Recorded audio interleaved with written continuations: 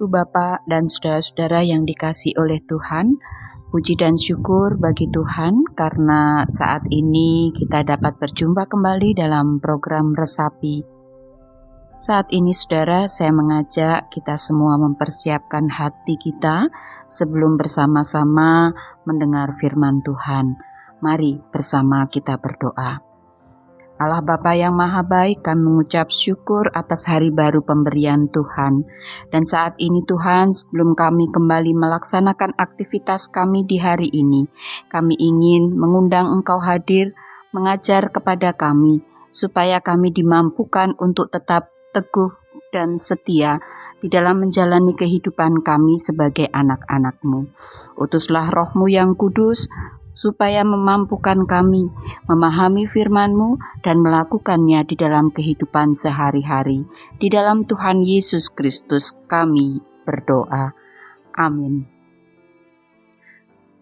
Ibu Bapak dan saudara-saudara yang dikasihi Tuhan, firman Tuhan pada saat ini kita terima dari kesaksian surat Rasul Paulus kepada jemaat di Korintus yang kedua, Pasal 12 ayat 10 yang demikian. Karena itu, aku senang dan rela di dalam kelemahan, di dalam siksaan, di dalam kesukaran, di dalam penganiayaan dan kesesakan oleh karena Kristus. Sebab jika aku lemah, maka aku kuat. Demikianlah firman Tuhan.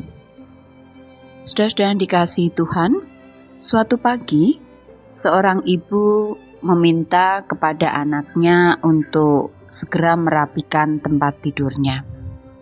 Tetapi dengan santai anaknya menjawab, "Untuk apa repot-repot dirapikan dan dibersihkan?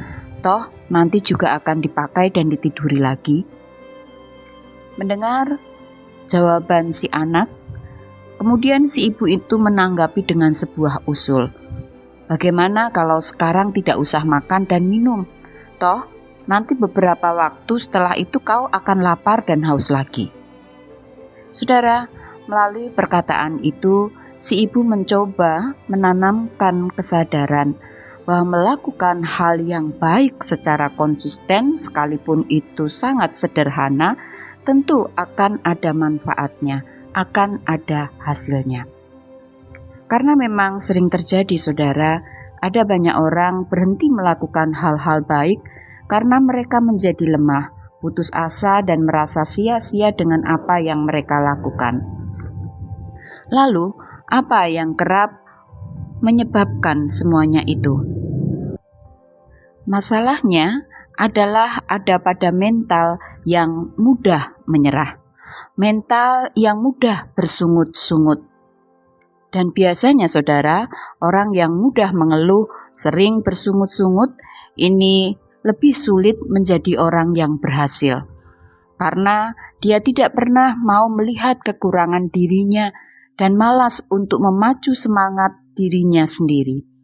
Selalu mencari-cari alasan untuk menyalahkan keadaan atau orang lain. Padahal saudara, tidak ada keberhasilan tanpa ketekunan dan kerja keras.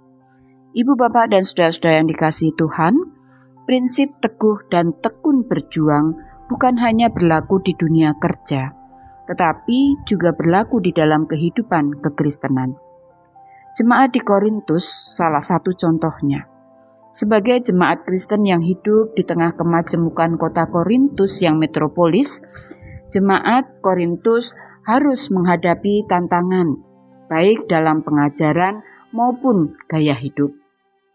Di dalam suasana seperti itu, Rasul Paulus mengingatkan orang percaya agar tidak menjadi lemah, karena Kristus yang telah menang menganugerahkan kemenangannya bagi orang percaya dan yang mengasihinya. Saudara-saudara yang dikasihi Tuhan, kiranya firman Tuhan yang kita terima dari kisah hidup Rasul Paulus ini kembali menyemangati kita.